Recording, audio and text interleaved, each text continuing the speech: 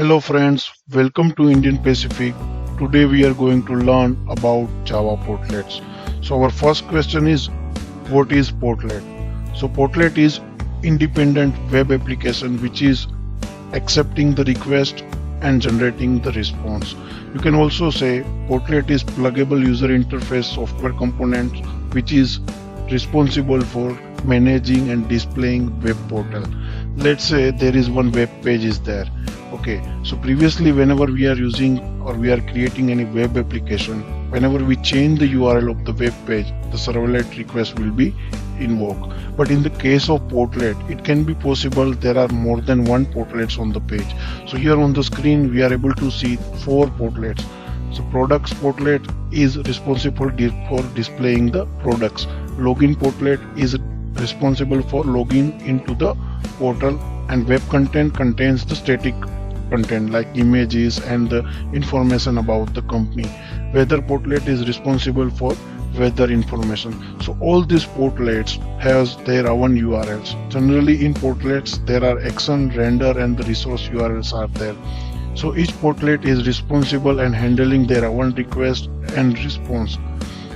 There are some Java portlet standards are there. So the first one standard is JSR 168 Portlet 1.0 version, JSR 286 Portlet 2.0 version, JSR 362 Portlet 3.0 version, which is released in April 2017. Now the next question raised in our mind is, what is JSR?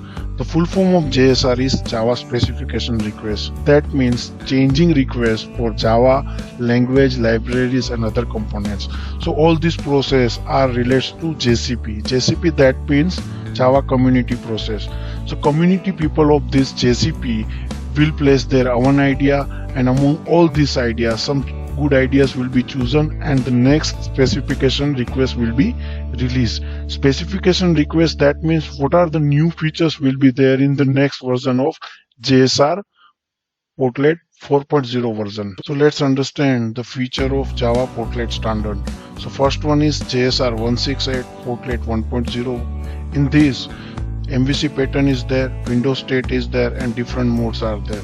So modes like edit, view and help mode is there, and Windows state you can minimize and maximize your portlet. That means how the portlet is occupying the space of the web page. So the next portlet standard is JSR 286 Portlet 2.0. The new features in this standard is inter-portlet communication, portlet listeners, filters are there.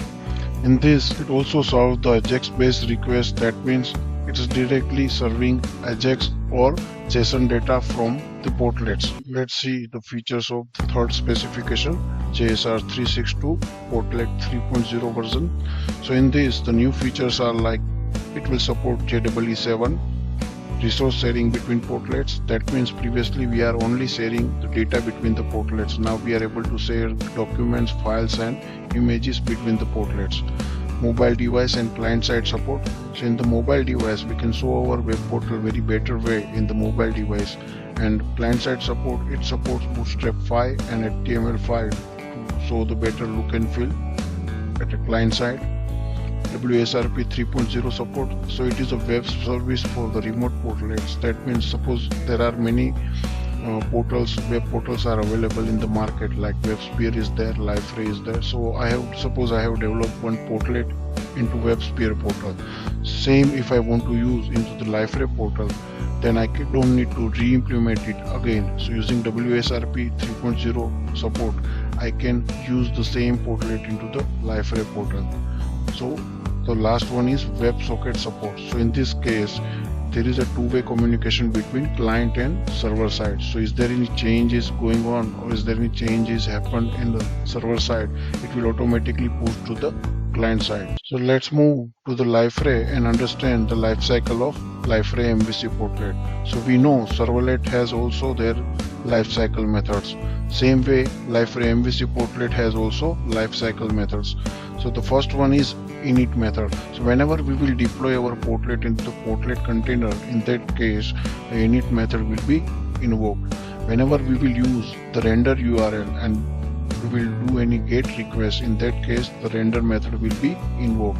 Whenever we will use action URL, in that case, or doing any post request, in that case, process action method will be invoked. Process event method will be invoked during the inter-portlet communication between the portlets, or any other event will happen. Serve resource method is invoked whenever any AJAX request is coming from the client side. So last method is destroy method. So this method is invoked whenever we undeploy our portlet from portlet container. So this is all about Java portlets. If you want to learn Liferay from scratch, then subscribe our channel. Thank you.